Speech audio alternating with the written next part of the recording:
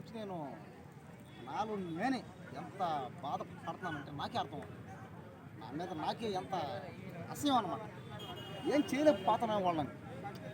ఏంటంటే ప్రశాంతంగా ఉండాలని పోతే నా కొడుకులు ఎట్లా చేయడం దరిద్ర నా కొడుకులు వచ్చి పైగా మతాన్ని బయటకు తీసి మరి చంపారంట. నువ్వు ఎవడరా, నువ్వు నీది ఏ మతం, ఇదే అదే అని. ఎంత దారుణం ఉంటుంది. కాశ్మీరు కన్యాకుమారి దాకా, కాశ్మీర్ నుంచి కన్యాకుమారి దాకా దేశం అంతా మందే. ఎవడికి హక్కు లేదనమాట. ఈ దేశంలో మనం ప్రశాంతంగా బతకచ్చు, ఎక్కడికైనా పోవచ్చు, తిరగచ్చు, ప్రకృతిని చూడొచ్చు, ఆనందించవచ్చు. కానీ వాళ్ళు ఇలా చేయడం అసలు కరెక్ట్ కాదు. ఇది భూమి మనది, ఈ దేశం మనది, నీళ్లు మనది. కానీ వాళ్ళు ఇలా ఎందుకు చేస్తున్నారంటే వాళ్ళకి ఎంతసేపు ఏంటంటే మాకు కావాలని అంటారు వాళ్ళు.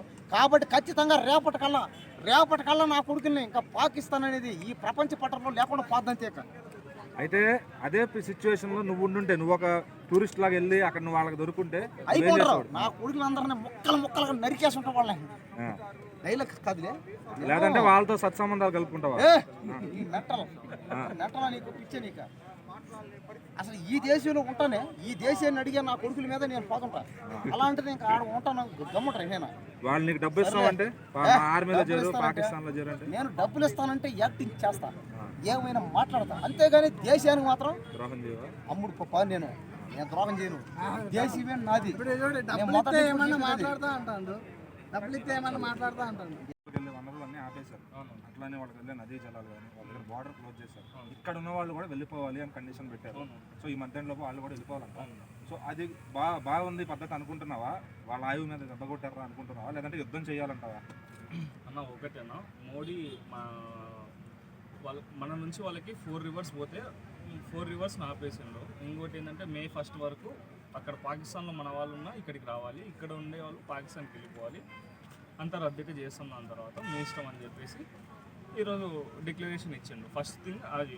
ఎందుకంటే ఇప్పుడు మెయిన్ థింగ్ వాళ్ళకి వాటర్ ఇంక ఎక్కడి నుంచి రావు, మన ఇండియా చైనా నుంచి వాళ్ళకి 4 రివర్స్ పోయేది ఉంటాయి. కాబట్టి వాళ్ళకి hydral power plant, thermal power plant అవన్నీ కరెంట్ కావాలన్నా సరే వాటర్ కావాలా. అది ఫస్ట్ థింగ్. చాలా మంచి పనే చేసింది మోడీ గారు. ఇంకోటి ఏంటంటే ఇవన్నీ ఏం సరిపోవన్నా, 5 మందో 6 మందో, ఆ 6కి మళ్ళీ వెనక ఒక 10 మంది అట్లా ఉంటారు. వీళ్ళందరినీ ఫస్ట్ ఇప్పుడు మన అదేది సర్జికల్ స్ట్రైక్ జరిగింది చూడు, అట్లాంటి స్ట్రైక్ చేస్తే పాకిస్తాన్ 2 ముక్కలు కావాలా. ఒకటి పాకిస్తాన్గా, ఒకటి బొలిచిస్తాన్, అదే ఆ 2 కావాలి. లేదనుకో మాత్రం ఈ 16 మందినో లేకపోతే ఈ అటాక్లు ఎవరెవరైతే ఉన్నారో వాళ్ళ తలకాయలు తీసుకొని, అంటే మనం ఎంతసేపు ఉన్నా సరే సామాన్య ప్రజలు మనతో ఏ రైట్స్ ఉండవు. ఇది అయితే అంటే టెర్రరిస్ట్ అటాక్ జరిగిందో వాళ్ళ 16 మందినో లేకపోతే వెనకుండే వాళ్ళని అందరినీ వేటాడో అది అంటారు చూడు, అట్లా చంపేయాలన్నమాట.